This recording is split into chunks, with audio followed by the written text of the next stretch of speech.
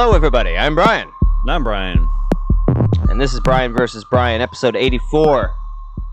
The Interview. Caw-caw! Caw-caw! Skylarkers, assemble. Okay.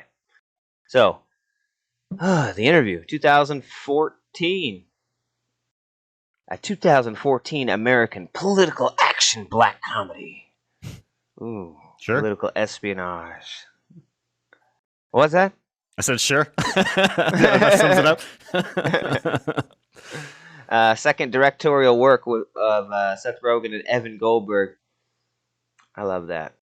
You hear that guy stand up about not stand up, it was during a roast about Seth Rogen and Evan Goldberg. I don't think so. Nobody knows who the fuck Evan Goldberg is. No one sees him. Mm-hmm. He's just his writing partner, and it's like, how bad does he gotta look to make Rogen the face of the operation? It's like I picture some fat Jewish guy eating up pastrami. He's, Sethy, I have an idea for the new movie, Sethy. What if they're like friends and then they don't become friends anymore, but then by the end they're friends again? It's pretty funny. I'm gonna look him up right now. Actually, I think I've seen him before, but I think he's like a bald guy, right? Sethy. Oh no, he's not bald. He just looks like a normal dude. Normal Canadian dude. Yeah, this is their second one following This Is the End. This Is the End was pretty good. I like that one. Probably in the same ballpark as this one. What? You had your goddamn mind. Huh. What? we're getting into it off the gate. You think that This Is the End is, or sorry, the interview is on, in the same vein as This Is the End. I think This Is the End is like way better than the interview. This one's like, This one's all right. It has its funny moments, but This Is the End either is of them are great. I don't know about that. It's okay. I think maybe it's a little. People like it because they're playing themselves, so it's just super different. But I'd say they're about in the same caliber. If one, if one is a 7 and one's a 7.9, you know what I mean? I think they're in the same number scale. It could be on the opposite ends of the scale, but I don't know. I mean, yeah, we're not rating this right now, but I would rate This Is the End way higher. I don't know. You got so many, like, dude, you have fucking Danny McBride killing it. You have Jonah Hill killing it. You have Seth Rogen. You have all of these guys killing it. Interview, you basically just got James Franco. I mean, Seth Rogen doesn't really do a whole lot. Well, I guess the guy who does Kim-jong-un is pretty funny, but I mean, you got two people out of a 2-hour movie, but This Is the End. You're getting fucking hit with jokes everywhere. I think it's way better. That's all you need. But we're in a different conversation. Sorry. I didn't mean to like start poking at you at the gate. But no, This Is the End is really good. Okay, so yeah, this is notoriously, we chose this because of the kind of interesting story. Because it got made, and then North Korea threatened Sony Pictures, and then they hacked Sony Pictures and released a bunch of emails and unreleased films and all sorts of damaging stuff. And then Sony decided not to release it theatrically. They had a very limited theatrical release, I think. Yeah. But pretty much only digital. And they released it on Christmas 2014. I remember I bought it. Yeah, me too. Yeah. On Google Play, and I had to watch it on my phone at Jesse's grandma's house. But I loved it then. I think it, I don't know, I watched it yesterday, and I wasn't as amused. It didn't age as well. I don't know why. But I've seen it a lot, and this is the first time I've found it less funny than normal. I don't know. Maybe I just wasn't in the mood for it. But, I only saw it once. Actually, this is the second time I've seen it. I only watched it the once. I too, I mean, to kind of go back and to kind of boost what you're saying a little bit, like this was a fucking, what you were just saying, it was a massive fucking deal. Like, I mean, people remember the interview probably because of the controversy and less about the movie. Because there was like North Korea threatened us, and it was a very big deal. Obama spoke about it, and I guess Sony pulled it, and then if I remember right, they decided, or they were like, oh, we didn't pull it. It's because theater owners were scared, and so they didn't want to show the movie. So therefore, I don't know, it kind of became this messy thing. So yeah, they released it digitally on Christmas Day in 2014, and that's where I rented it. Watched it with my brother Kevin on a laptop. But that's basically the only way you could see it. I mean, yeah, it was limited release. There were some theaters that showed it, but most of us, watched it Christmas night. It was pretty cool because this was the first time I can remember that a major motion picture released, at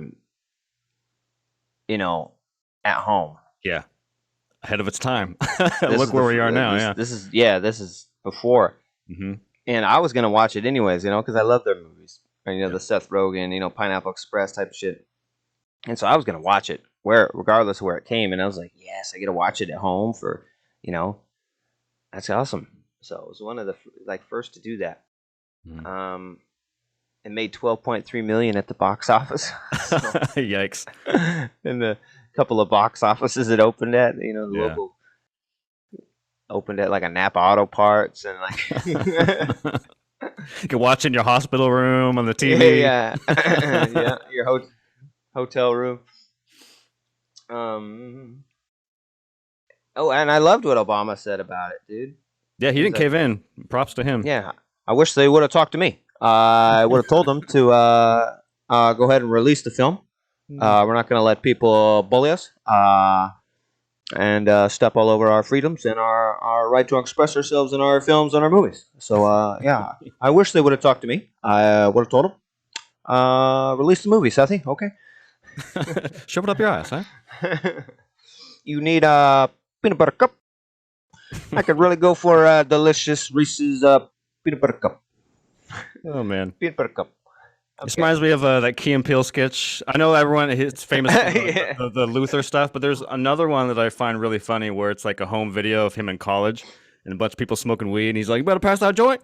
It's just him smoking weed and like being all political. It's really funny. I love that. The shaking hands one is the best. Bring it in.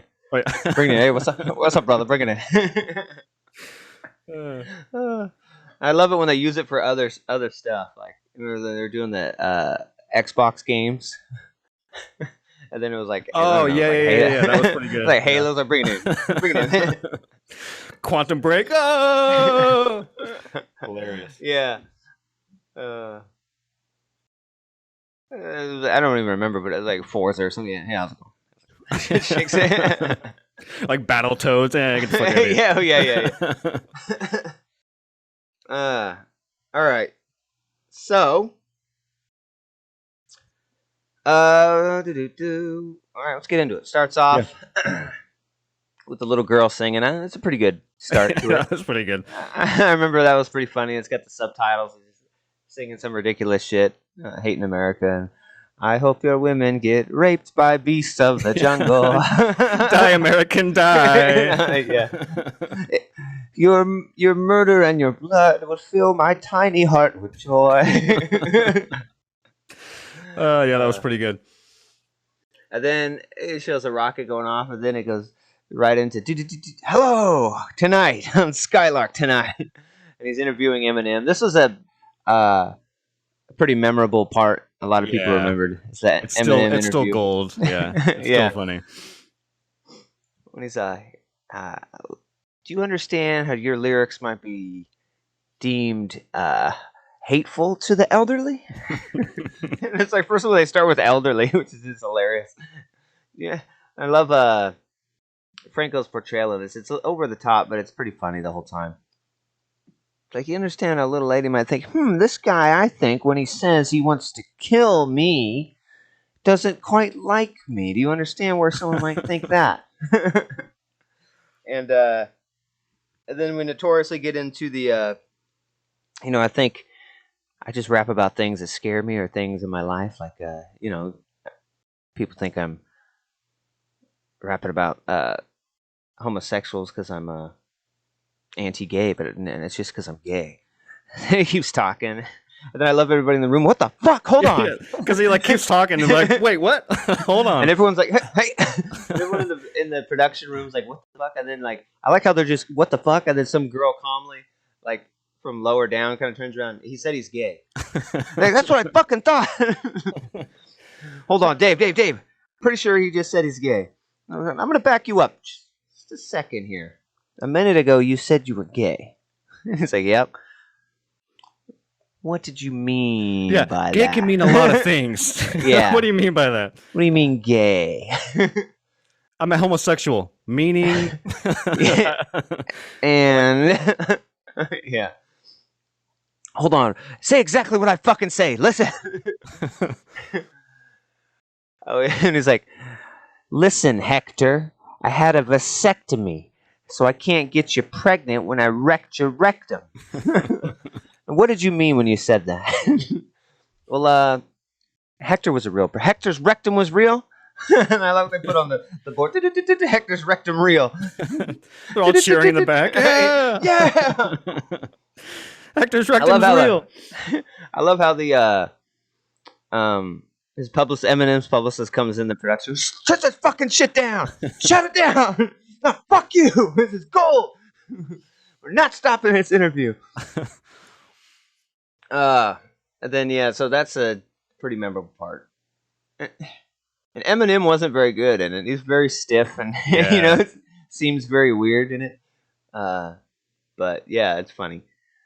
And then I think they move on, and they're having some kind of celebration, aren't they? I think that's what they go to, like 1,000 episodes. They celebrate Aaron's 1,000 episodes. Aaron Rappaport, 1,000 episodes, and I love it, man. They go to the year, man. You're gonna have so much fun. It's a surprise party for you, man. Why'd you tell me? Why'd you just tell me that? I don't know, man. I'm excited. I'm just excited. And then he goes in, surprise guest. Calm, I already told him. It's like, what the fuck? And he doesn't know what the surprise is for, and it's 4,000 episodes. And then we get James Franco going up to the podium doing some ridiculous shit.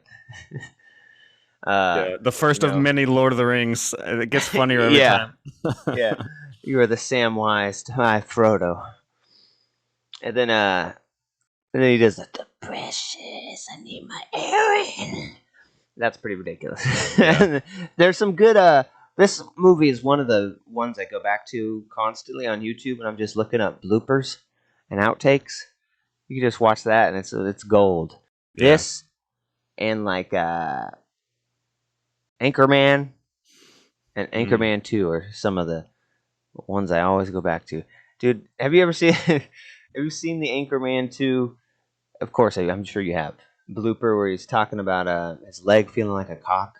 I don't think I haven't even seen Anchorman 2, let alone the bloopers. God, just watch the bloopers. He's like in a room and he's like by himself, and then he talks about the funniest part is I pleasured myself to the image of Mrs. Buttersworth. She got me there like I was on the Express A train. Bing, bang, boom. And then he's talking about ejaculate, and it's just like the funniest shit I've ever heard. And it's like he's like, it was a river of ejaculate, a volume of which I had never seen. And then everyone's laughing. Paul Rudd can't hold it back, and he's like, he keeps trying to do it different ways, and he's like, now I know what those poor villagers of Pompeii felt like. And Paul Rudd just and he's like, instead of hot lava, I rained upon those villagers with hot, frothy ejaculate. It's like that's the funniest shit. Anyways, but the bloopers of the interview, he's doing that speech, and he does a couple, and he's like, I'm gonna make you an offer you can't refuse. He's like The Godfather, and he does a bunch of fucking movie references, and it's pretty funny. Then we go from there, and we get Aaron Rappaport, Seth Rogen, not feeling good about his job because he meets up with a buddy from like college or production school, film school or something. Yeah, and he's working for 60 Minutes. That's a pretty funny exchange right there. And he's like, yeah, isn't this crazy? We're both producers now, man. It's awesome. Isn't this great? What was that? What was that? No, nothing. No, there was a thing. It's like, oh, I'm just saying, your job is different than mine. Yours is fun. Mine's very serious. What do you mean? It's It's like, you're reporting on, Nicki Minaj's vagina, and I'm, reporting real stuff. It's just kind of different. And it's like, oh yeah, yeah, you really fucking built the house over there at 60 Minutes, didn't you? They were nothing before you, huh? Yeah, been around for 80 years. You're really keeping them alive. Been on the air. Only been on the air for 80 fucking years. That was a pretty funny line. Yeah. Oh yeah. You're really keeping them afloat over there, aren't you? It's interesting to go back and watch some of these movies because back then in 2014, some of these actors weren't kind of known yet. So like that guy in that scene, he became kind of famous when the show Workaholics. But I don't think Workaholics was even a thing back then. Maybe it was, but I don't know. It's just kind of cool to see all these. And then I don't know who he is. He works at the Skylark News Network. He's like the really tall guy. Yeah. He was in a really good show on HBO called Vice with Louis Dreyfus. Yeah, I know. It's just kind of cool to see all these old or these actors that are kind of in 2014 mode. Yeah, that guy. I don't even know if it's in the movie or the bloopers because I've watched both so much. But I don't even remember. I don't think it's in the movie where like Franco is like, listen up, Skylarkers, and that guy from his back, like cubicle. Was that in the movie? No, I don't think so. No, it isn't. It's hilarious. Shit was cut. He's like trying to talk to everybody, and they do it like 3 times. Skylarkers, and it's just crack up laughing. He's like, I'm sorry, I'll get it this time. But anyway, so he's inspired to do something. He just wants to do something real on the show, something more serious. And then he talks to, Skylark and Franco. He says, "You got to promise me we'll try to do something serious." And then he's like, "Well, you got to promise me you'll never leave the show." And then, okay. And then there's just a funny, he puts the pill in his mouth. And it's like, "Come on, buddy. Yum, yum, yum." Like, well, what was that? The strongest ecstasy I've ever had, man. And then there's a quick party montage, which is kind of funny because these type of movies is usually that's an important thing. But this is just like, boom, and then the montage is over. Yeah, it's pretty quick. Yeah, it's almost like, why did we do that? It was just an excuse to get them all gross for when the CIA came or something, I guess. Yeah, I don't know. But anyways, they wake up to a knock on the door, and it's a CIA agent. And Seth Rogen gets up and gets the door, and he answers the door, and it's that, I forget her name, Agent Lacey, as the honeypot. That's so funny. And then there's some really funny stuff. You hear Franco from the bed. "Yo, who is that? Tell him to fuck off. Yo, I got some stank dick." You go, "Dude, you gotta smell this, man. This is terrible. It's just weird how you can't stop smelling it, right?" And they're still at the front door, and he's like, "Dude, you gotta help me identify what this is, man. This is like guacamole. It smells like guacamole." Like, oh, this dude. Sorry, he's got stank dick. And then and they get him at the table, and then she introduces the plan. You have an interview with Kim. I'd say at this point they've secured the interview. That's a pretty funny scene that we jumped over. Seth Rogen in the car. "Hello," and he's all drunk. He's like, "You gotta do a better Asian accent than that." It's like, "Oh shit, I'm sorry. Me so sorry. I'm so sorry. I'm so sorry." And then just go to China. Meet him at the latitude and longitude. And he's like, "Just because I'm not too super familiar with my latitudes and longitudes." Where is that again? In China. Oh, China? And then that's a pretty funny little scene too when he gets there. And he's just partying on the train on the way, and there's a little funny part where he's laughing, and then the Asian guy makes fun of it. Does Seth Rogen laugh? That was pretty funny. Then he finally gets there. He's like, "Oh," he's on top of a fucking mountain, and the helicopter comes in, and that was one of the funniest things. Like they're leaving. He's like, "No, please, can you give me a ride somewhere?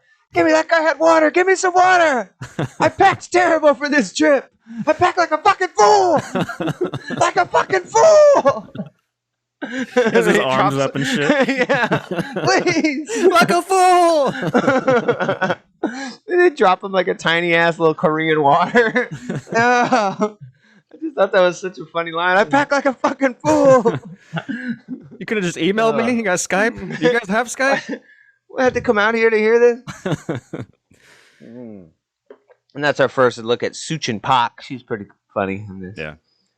She's got a lot of funny outtakes in the bloopers. Like, this would be in the room, and you know when they're like getting hot and heavy. And one time, I shouldn't say anything, but you have a booger in your nose. He's like, oh, okay. And he's like, goes to read. He's like, wait. She's like, but I should leave before you pick it. It's all this weird like stuff. It's pretty funny. But back to Agent Lacey, and she's like, pretty funny. We think you should take him out. And then there's a back and forth to take him out for drinks. Take him out. Oh, for dinner on the town. Take him out on the town. Take him out. You mean assassinate the leader of North Korea? Exactly. Okay. And then I like how that's one of the best lines too. It's Franco like, you know what I gotta say to that? No more Kim. And he's like, whoa, wait a minute, Seth. I think we should talk about this, but before we fucking agree to it, can we just give us a minute? And they go in the back and talk. He's like, you kids, it's obvious. Can't you see what's going on? You're just honeypotting you. What are you fucking talking about, honeypotting me? A fucking sexy secret agent lady who just happens to have all the things you find attractive. Bangs, glasses, big tits. He's like, And then it's like, you're horned up. I'm not fucking horned up. You got a boner right now. I do not. Show it to me. There. Feast your eyes. It's a half chub at best. God damn it. All pretty funny. And then, and yeah, she's honeypotting you, man. Those are fake glasses. You think those are fake glasses? Yeah, I do. Man, I bet you that bitch is blind as a bat. I love that line. I don't think he says bitch in that part, but later in the return of the joke, I think he does. I think in that part he says, man, she's blind as a bat. Trying to defend her. Yeah, later. Anyways, so something completely unrelated, but what happened to your glasses? Yeah, because they go for the training, and because they accept the job, and they're in there in the CIA, and she's explaining the plan now, and she doesn't have glasses. Yeah, unrelated. What happened to your glasses? What? Your glasses? From the first time we met? Oh, she's like, I got LASIK. You got LASIK between the last time I saw you and now? Yeah. Yeah. Okay. And then he's kind of like, looks at Seth and knows. And then they get into it. He says a bunch of ridiculous shit. And then he's like, and I just want you to know for the record that I know you honeypotted me. Okay? Just so you know, I know. And you should know that I know. What are you talking about? Like, and then another Seth Rogen. You know, he said a lot of stupid shit in here, but that's the only truthful thing he said so far. Like, you did honeypot him. You definitely honeypot him. And she's like, that is extremely sexist. You think because I'm an attractive woman, my only value would be to lure men in and seduce them to do things they don't want to do? Yeah, you totally honeypotted. And this guy's a honey dick, too. He's probably here just as a honey dick because you think I'm gay, but I'm not. But even if I was, I would have seen his honey dick coming a mile away.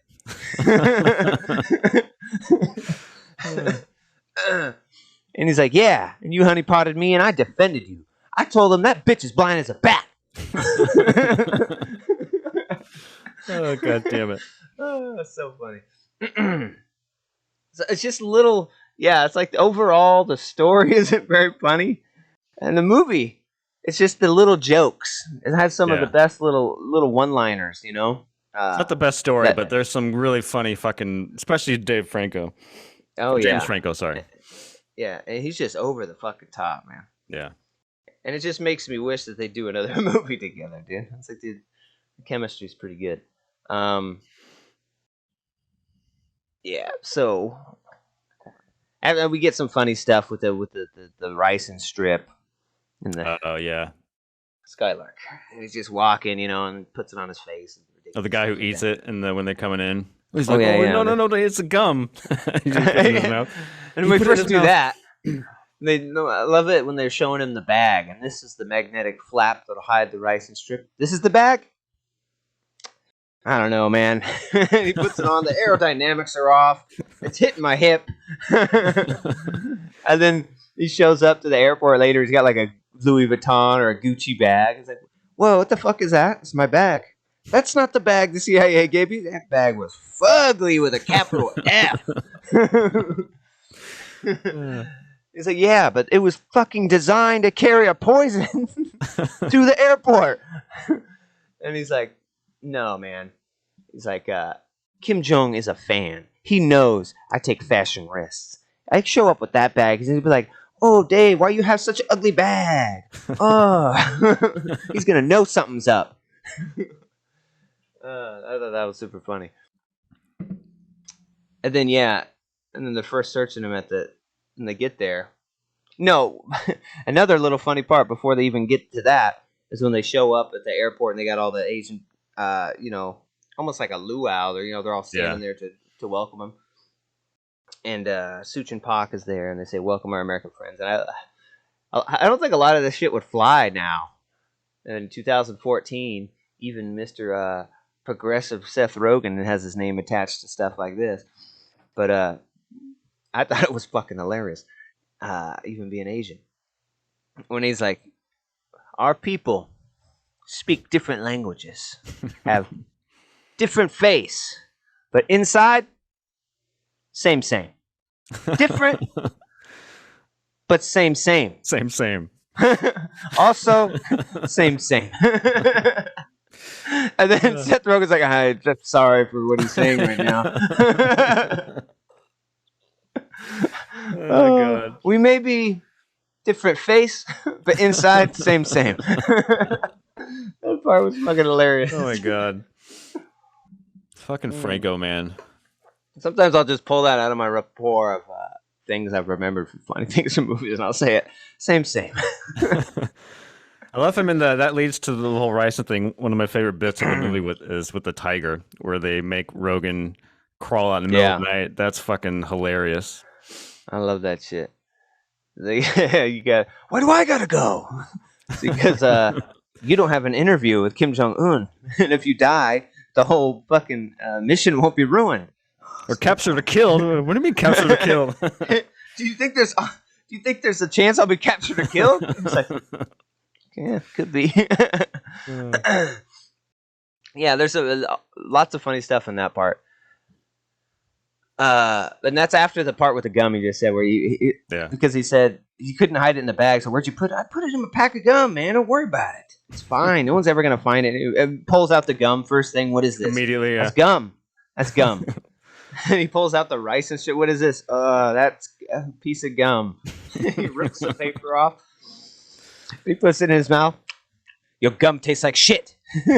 Yeah. If you don't like it, you can spit it out. Spit it out, yeah. You want to offend us if you don't like it.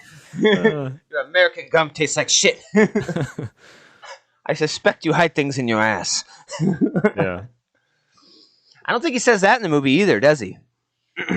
About wanting to check his ass. That's it. That's in the bloopers. He keeps bringing it up throughout the bloopers. Like, you act very suspicious.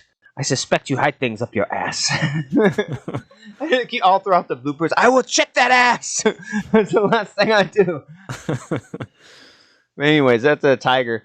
He's getting out the window. So they ruin the rice and strip, and they're sending a new one by drone. And they're going to drop it off out in the field, and they got to go pick it up. And James Franco's helping him out the window. I love that part, too. He's like, here we go, buddy. Do whatever you do, just don't drop me. I'll never drop you, man. Oh! He just drops. Oh! Are you all right? Shut the fuck up. And he starts crawling. He just crawls the whole time. He's like, I don't want to go any further. I don't like this. My abs are scrapey and it's wet. Like, you're a hero. My tummy's scrapey, but it's wet. Well, and he keeps going out there. Well, do you guys see what I see? There's something fucking out there, man. What's out there? There's something out there. What's out there? What do you talk to me? I don't know what it is, man, but it's fucking big. It's like a dog. But it's like fucking Clifford size, man. It is a big-ass dog. It's fucking like an orangey, stripy dog out there. Like Never-Ending Story. Yeah, it's like Falcor out there, man. And it's like, in the CIA office, they're like, what is this? And then she's like, is that a... Oh, fuck. Is that... It's a tiger. Yeah, it's a fucking tiger. And then he's like, I love Franco. Don't worry, man. I know when he first sees it. I think he said, don't worry, it can't see you. Oh, yeah. And then Franco, it fucking definitely can see me. It's like just looking at him. It's like it has night vision. That tiger has fucking night vision goggles. No. No, it naturally just can see at night. It's like, what do I do? What do I do? Hold on, we're going to come up with a plan. I'm sorry, man. But you're going to have to fucking fight that tiger. No, do not listen. Please tell me you know that is a fucking stupid plan. You better punch that tiger. You better find his balls and you better hit him with all you got. I can't see his balls. I can't see him. But it might be a girl tiger. And you got to cunt punch that bitch. Oh my god. And then yeah, we don't have a plan. He's like, I think I'm gonna run. Do not run. You will fucking die. Do not run. And he starts running. And then the missile comes down and happens to hit the tiger in the head. Kills it. It's like, oh, I think the package killed the tiger. Well, that's excellent. Anyways, there are a bunch of people coming towards you, and then all of them in the field. You see the infrared. They're all coming towards them. And you got to do something with it. And he's like, you got to stick that thing up your ass, Franco says. And then they're like, hold on, we'll try and come up with something better. And they're like, no. And she turns to the black guy, and he's like, he's got to stick it up his ass. It's the best plan we got. I love Franco's delivery. Like, he's just sitting in the window, and he has like a squinchy face. He's like, you have to put that up your ass. Yeah. Don't worry, man. The tiger blood will lube it. No! The tip is always the worst, buddy. Just get it in there. And then, yeah, they get him. And then he comes back in, and they search him. They rip all his clothes off. Why'd you do that? And he's all naked. Oh, is this what you want? Is this what you want? Shaking it. There you go. I love when he comes out and he's holding the device holding, and he's like, this, and he's like, that's the thing you shoved up your ass? I thought it was like a finger. He's like, no. Like, oh, dude, you got fucked by RoboCop. There's some good stuff of that in the bloopers that should have been in there. It's like, oh man, the fins? Oh, I know. The fins? Oh god. And he's like, I need to check your rectum, man. I need to turn around. I need to check your rectum. You might be unfurling right now. Oh shit. And then we get to finally, there's a knock on the door, and then it's Kim-jong-un comes and meets Dave Skylark, and that's pretty good. You know, they make him really likable at first. Mm-hmm. You're wondering where they're going with this movie. He's like really likable. It's like, wow, I'm meeting Dave Skylark. I'm not freaking out. This is crazy. Calm down, Kim. Don't say anything stupid. It's like a nervous fan. Yeah, I love that guy. He's on from Fresh Off the Boat. Yeah, he's really good. He was in WandaVision too. Mm-hmm. He's really good in Fresh Off the Boat. I started that and never finished it. I really need to finish that. It's really funny, yeah. Yeah, set in the 90s too. Really cool. One of my favorite jokes from that was that the rich uncle always came to visit him like once a year. We always had to pretend we were richer than we were. My dad would go out, arrange everything, and he'd pour the Pert shampoo into a Pert Plus bottle. That was one of the funniest jokes ever. Nice. So he goes and hangs out with him, and you just have some warm bonding time. And the guy's pretty good playing Un, and he's showing him his tanks and all that stuff. And oh yeah, in the limo, I heard you don't pee or poop. Oh, did you hear that, Dave? You heard the stories, huh? And it's he's like, no, I pee and poop. And he's like, and so you have a butthole? Oh yes, my butthole works overtime. and they're sitting in the tank, and we get some good stuff. The Katy Perry. You gotta bring up the Katy Perry. Yeah. At first it's like, do you think margaritas are gay because they're so sweet? No, man. Who told you that? Who told you margaritas are gay? And this is after the Katy Perry, I guess. Yeah. This is if liking Katy Perry and margaritas makes me gay, and who wants to be straight? Oh, I know, right?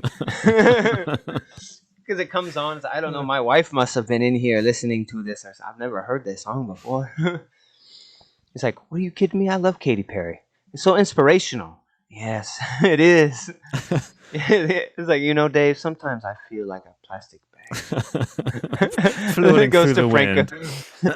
It goes to Franco, floating through the wind, ready to start again.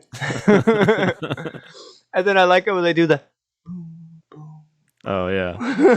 Even brighter than the moon. And then you just got to ignite. And then they're driving the tank. And then, yeah, that's one of the big things from like the trailer and everybody. That scene is probably one of the most iconic ones. Can we shoot this thing?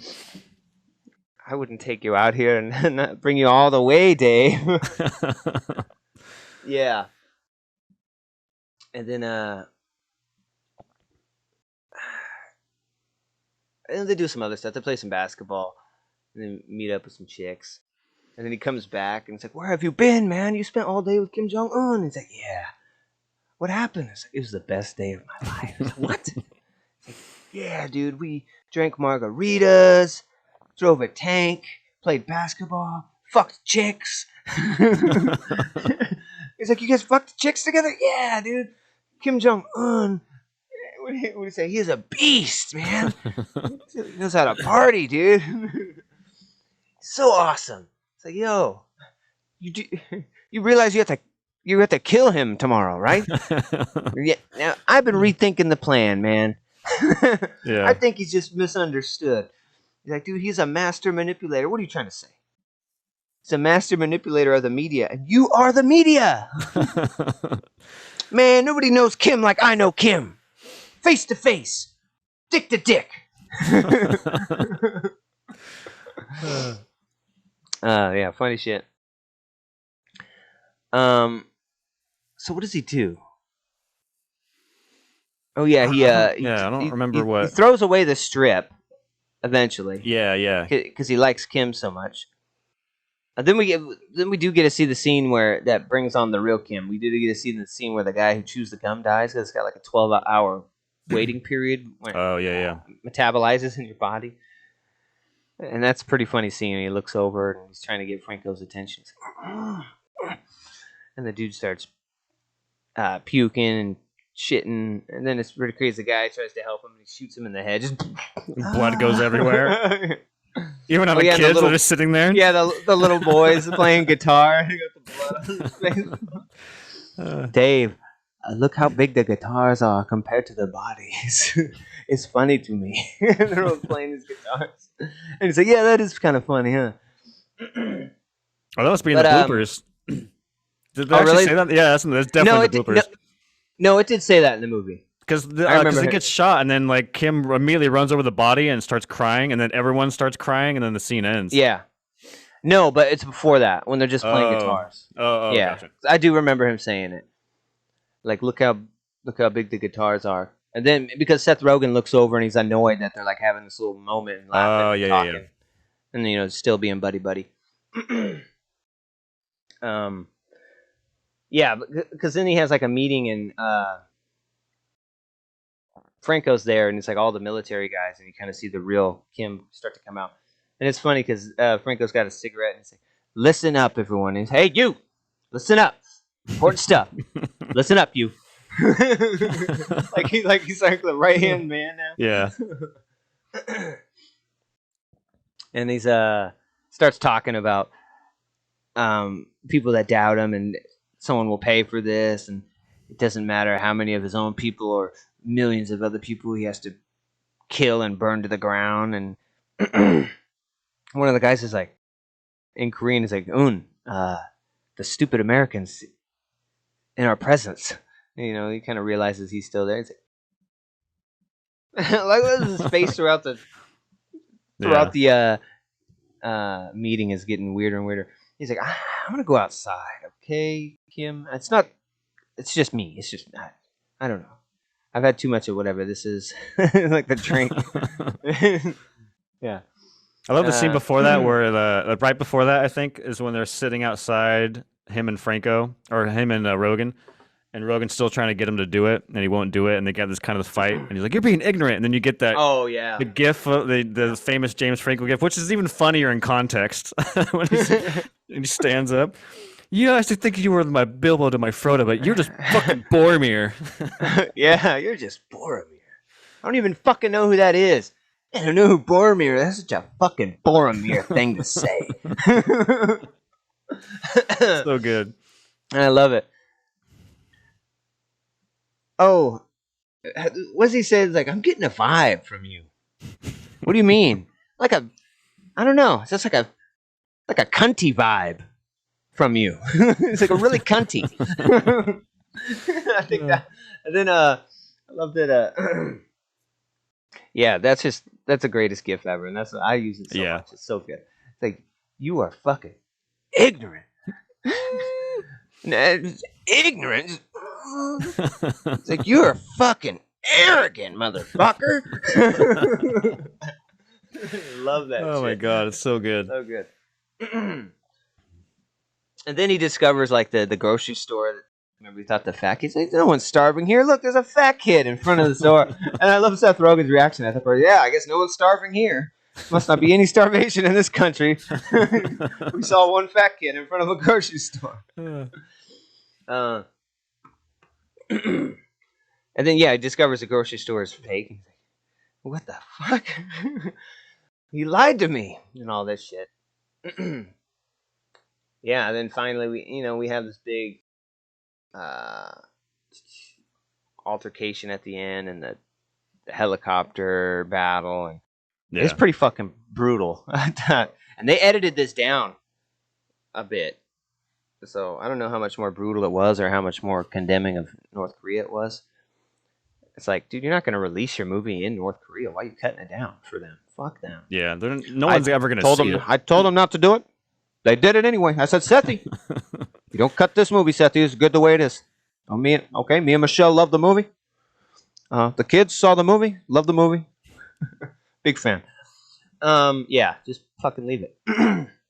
But yeah, the death with the rocket and they explode. You see the fire engulf them and stuff. It's pretty good. Yeah. Like they don't do deaths in action movies really that good. That was good. See all of it. Yeah, I figured they would actually just shoot the rocket at him and have him explode just because how violent this movie gets at the end. Like there's a scene during the interview where Aaron's getting into a fight with some fucking control board guy. And it just becomes like this fucking finger biting competition. It's hilarious. Yeah. And then he throws him onto the control panel. There's a giant joystick to control the camera. It's like, "Ah!" And it goes up his ass. Oh yeah. Oh! And then he's like moving him. Zoom. Zoom in. All the angles. So good. Yeah. So that's about it. Just talking through it, my score's probably gone down as we've talked about it. I mean, I do like it. It's fun. It's a fun watch. I watch it occasionally. It's got the story's crazy. Maybe without the story, would it be any good at all, or people want to watch it? I don't know. But that's some good damn advertising. I think it was the #1 Sony digital release ever. Of course, because everybody, all the news going around, they're like, well, fuck, I gotta at least rent it and see what this is all about. Yeah. Um, Yeah, I think one of the biggest. I mean, yeah, the story's fine, but I actually think that maybe the biggest issue with the movie is it's too long. Like, it's a 2-hour comedy. If you kind of whittle this down to like hour 35, hour 30, just tighten it up, keep the jokes kind of more contained. I think it probably would have hit a little harder, but at 2 hour runtime, it's just kind of like, it kind of drags a little bit. You get some funny moments and sprinkled throughout, but I feel like if it would be a little tighter. yeah. Now looking back on it, probably is the least funny of the trilogy, isn't it? This is the end. Pineapple Express. For me, my personal favorite of those three would be Pineapple Express. I thought that was a really good action comedy and a lot of good, funny shit in it. Do you like the end more than Pineapple? Yeah, I think so, but I haven't seen Pineapple in a really long time, and I had to revisit it. So good. I've seen This Is Us, or This Is the End. Sorry, This Is the End the most. I don't know. I like, as you said, it's. I think it gets a lot of love because they're playing themselves and they're riffing on themselves, and I do think it's strength. Like Jonah Hill playing like the nicest guy in the world, Michael Cera, who's like always the nice guy in movies, is like the complete asshole. He's like slapping Rihanna's ass and snorting coke or blowing coke in people's face and shit. I don't know. There's always like really funny moments, and like I said, the cast they're just killing it. You know, it's everyone at the top of the gang. I forgot about Craig Robinson.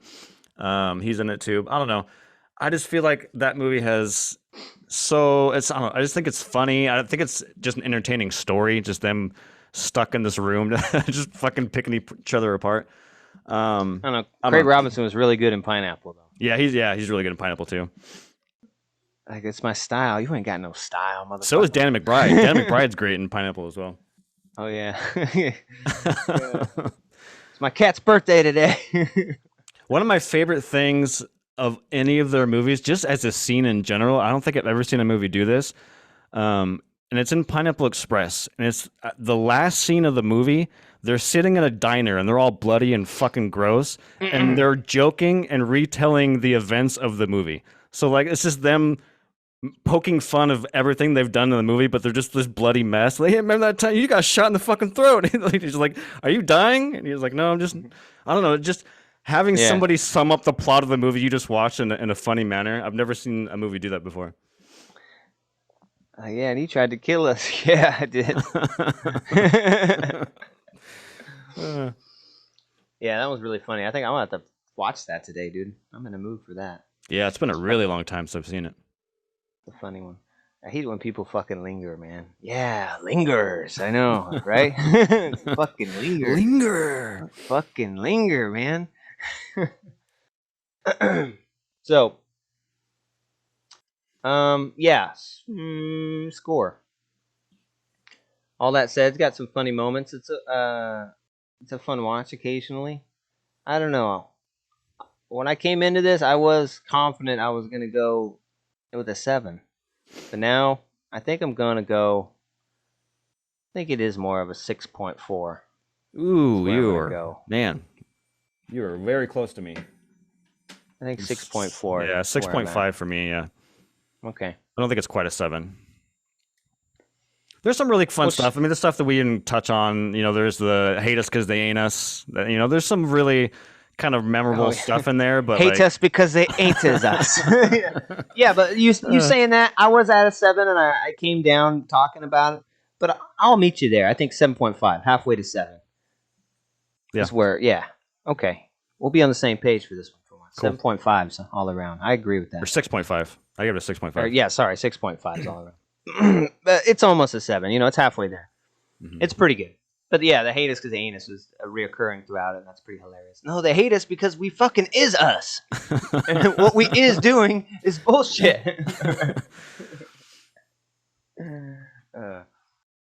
Yeah, 6.5. Yeah, probably the least funny of the trilogy. But those ones are really good. Those are probably like in the 7s. Definitely. Yeah, for sure. The other 2. Those are the only ones they ever did, right? Those 3, right? I'm pretty sure. Together, yes. I mean, obviously, they did the interview, right? And, yeah. But Dude, you ever seen Franco? Speaking of Franco, you ever seen Your Highness? No, that's the medieval times one, right? Yeah, No, I haven't we seen should that. probably do that one then. Mm. Because I remember being pretty fucking hilarious and kind of a sleeper. And kind of some of the jokes were just fucking ridiculous. That might be a fun one to do, especially if you've never seen it. And then me to go back and see how it holds up. Some funny ass jokes. Like they're smoking weed with this like troll, like Danny McBride and Franco. And it's like, yes, when you would, it's like a puppet, dude. And he's talking to Danny McBride. And it's like, when you would come over and you would wrestle with our shirts off. And Franco's like, you would come over here and wrestle with your shirt off with him? And then the puppet's like, playful secrets. He's like, yes, don't tell father. Oh, this is really creepy, funny shit. That might be a good one. All right, yeah. 6.5s all around. As always, thanks for watching. Please like and subscribe. Please check us out on Spotify. Please check us out on Apple Music for the old iPods and iTunes, baby. And then, of course, as always, here on YouTube until we get deplatformed, my friend. Because these critics can't handle the truth. We tell it like it is, baby. We're not part of the conglomerate, okay? And they don't like that. They don't like that shit. But we're going to tell it like it is. Okay. Yeah, please join us. If we ever had like a controversial episode, I don't think we have. Maybe we have. I don't know. But we definitely speak some truth. You were speaking some truth bombs on Batman last week, so that's what we need. What was the truth bomb in Batman? Well, you were saying the whole episode that you were bringing up issues with the movie that people aren't, bringing up. You know what I mean? That's what we're here for, to kind of. Yeah, I said everybody was such a glowing, and I still really like the movie, but I want to tell everybody what I didn't like, because it seems like nobody's talking about what they didn't like with that movie. Yeah, and it is a great movie. For some reason, I watched.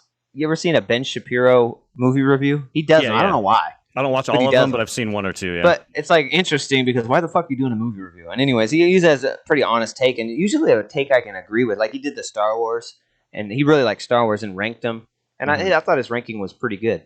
And I'm pretty sure he's like me and fucking hates Last Jedi. So everyone does, but me. He's okay. It's all right.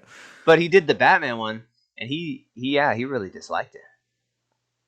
And he had some good points, like some of the points that I made, but I liked it. You know what I mean? So it was just interesting to hear someone who actually didn't like it. But you don't hear too many of those. And then I saw the Cinemassacre, Angry Video Game Nerd. He said it was his favorite Batman movie and the best one. So I really like that the guy that you put me onto. I still haven't watched any of his reviews, but I fucking subscribe to him. But what's his name? The guy who does like retro stuff that you like. He did a review. Fuck, James Oliver. Yeah, Harper. Yeah, Oliver like Harper. Yeah, something like that. Yeah, that guy's good. His production value, dude. Check him out. Watch one at least. He goes really.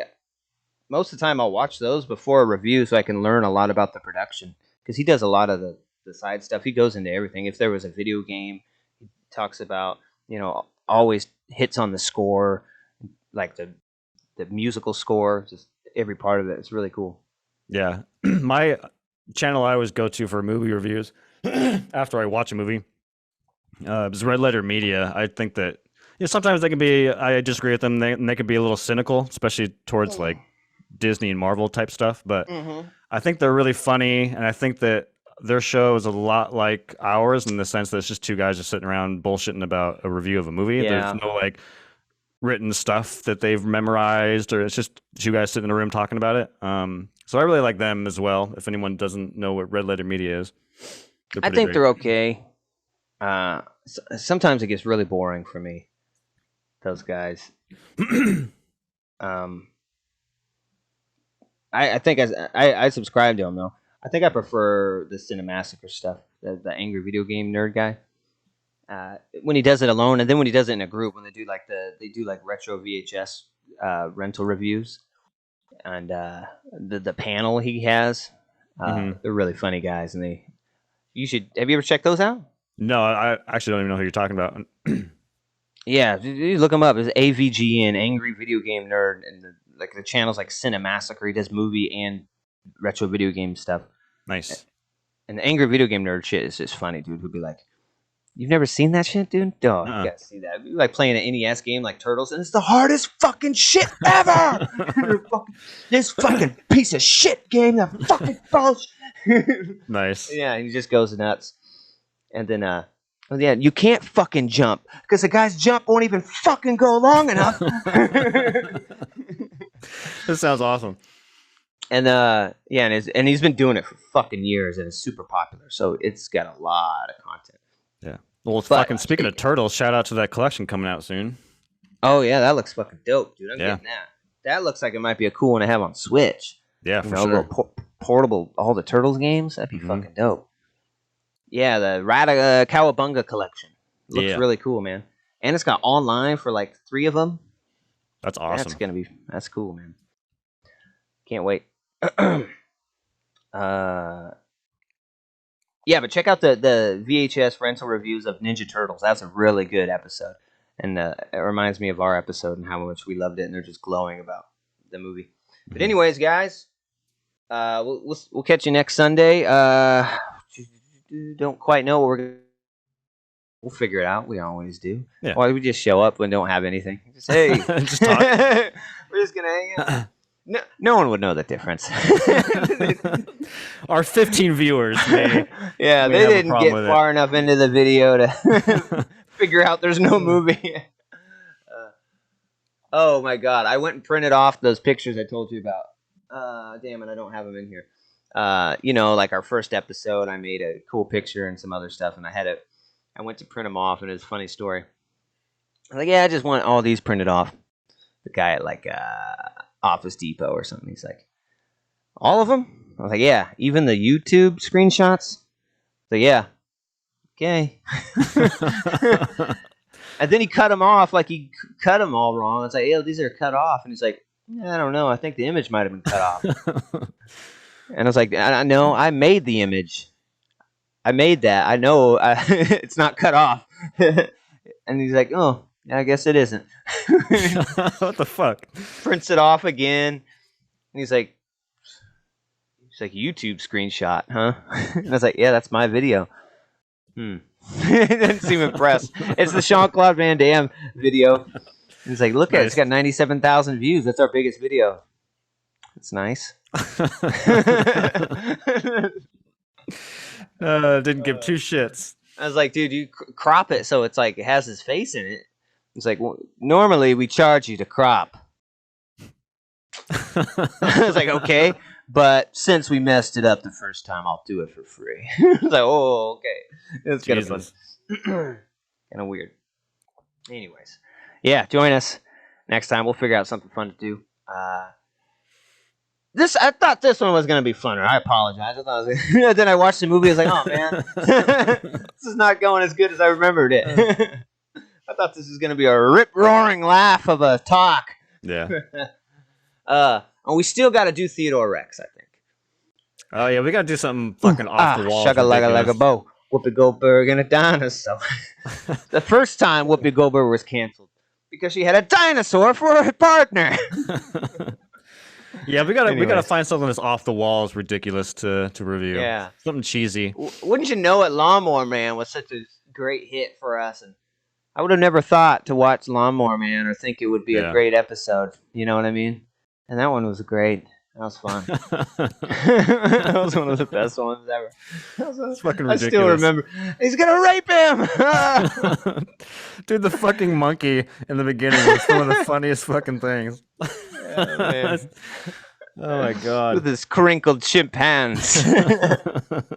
Anyways. Oh, maybe we need to check out the sequel. To recapture some of that gold, you know? Yeah. Anyways, guys, thank you so much. We enjoy having you.